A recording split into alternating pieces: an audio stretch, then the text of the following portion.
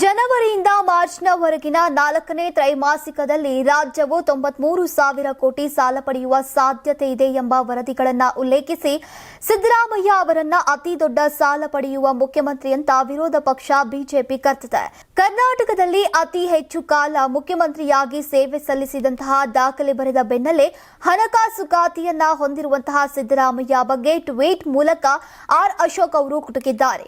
ಕರ್ನಾಟಕದಲ್ಲಿ ಕಾಂಗ್ರೆಸ್ ಸರ್ಕಾರ ವಿಫಲವಾಗಿದೆ ಅಂತ ಆರೋಪಿಸಿದ ವಿಧಾನಸಭೆಯ ವಿರೋಧ ಪಕ್ಷದ ನಾಯಕ ಆರ್ ಅಶೋಕ್ ಅವರು ದೀರ್ಘಕಾಲ ಅಧಿಕಾರದಲ್ಲಿ ಇರೋದ್ರಿಂದ ಗೌರವ ಸಿಗುವುದಿಲ್ಲ, ಬದಲಾಗಿ ಇತಿಹಾಸವು ಅವರ ಆಡಳಿತದ ಫಲಿತಾಂಶಗಳು ಮತ್ತು ಪರಂಪರೆಯ ಆಧಾರದ ಮೇಲೆ ಅವರನ್ನ ನಿರ್ಣಯಿಸುತ್ತೆ. ಅವರು ಅಧಿಕಾರ ನಡೆಸಿದ ಅವಧಿಯನ್ನಲ್ಲ ಅನ್ನೋದು ಈಗ ಮುಖ್ಯಮಂತ್ರಿ ಸಿದ್ದರಾಮಯ್ಯ ಅವರು ಅರಿತುಕೊಳ್ಳಬೇಕು.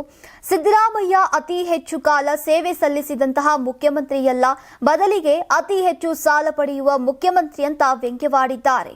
ಅಂಕಿ ಅಂಶ ಮತ್ತು ಪರಂಪರೆಯ ನಡುವಿನ ವ್ಯತ್ಯಾಸ ಅಂದ್ರೆ ದೀರ್ಘಕಾಲ ಸೇವೆ ಸಲ್ಲಿಸಿದಂತಹ ಮುಖ್ಯಮಂತ್ರಿ ಎಂಬ ಬಿರುದು ಕೇವಲ ಅಂಕಿ ಅಂಶ, ಅದು ಹೆಚ್ಚು ಸಾಲ ಪಡೆದಂತಹ ಮುಖ್ಯಮಂತ್ರಿ ಎಂಬ ಬಿರುದು ಪರಂಪರೆಯಾಗಿದೆ.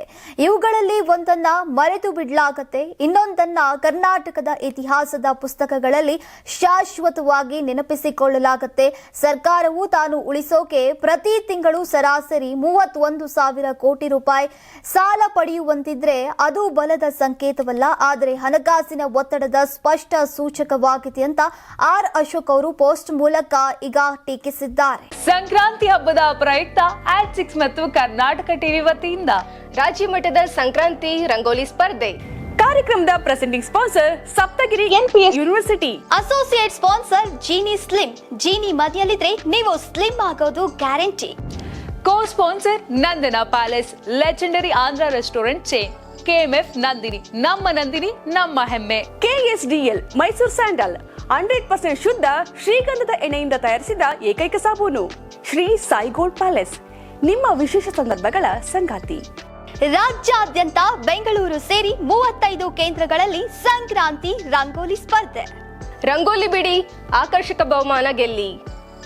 ಜಿಲ್ಲಾವಾರು ವಿಜೇತರಿಗೆ ಬೆಂಗಳೂರಿನಲ್ಲಿ ಜನವರಿ 18ರಂದು ಗ್ರ್ಯಾಂಡ್ ಫಿನಾಲೆ.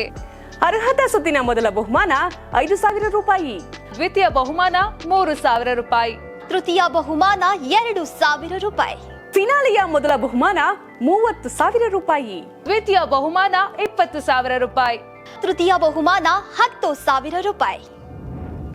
ಹೆಚ್ಚಿನ ಮಾಹಿತಿಗಾಗಿ ನೋಡ್ತಾ ಇರಿ ಕರ್ನಾಟಕ ಟಿವಿ. ಯಾರಾಗ್ತಾರೆ MLA ಅಭ್ಯರ್ಥಿ 2028 ಶೀಘ್ರದಲ್ಲೇ.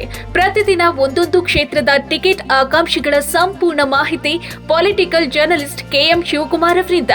ಕರ್ನಾಟಕದ ನಂಬರ್ 1 ಡಿಜಿಟಲ್ ಮೀಡಿಯಾ ನಿಮ್ಮ ನೆಚ್ಚಿನ ಕರ್ನಾಟಕ ಟಿವಿಯಲ್ಲಿ ಮಾತ್ರ.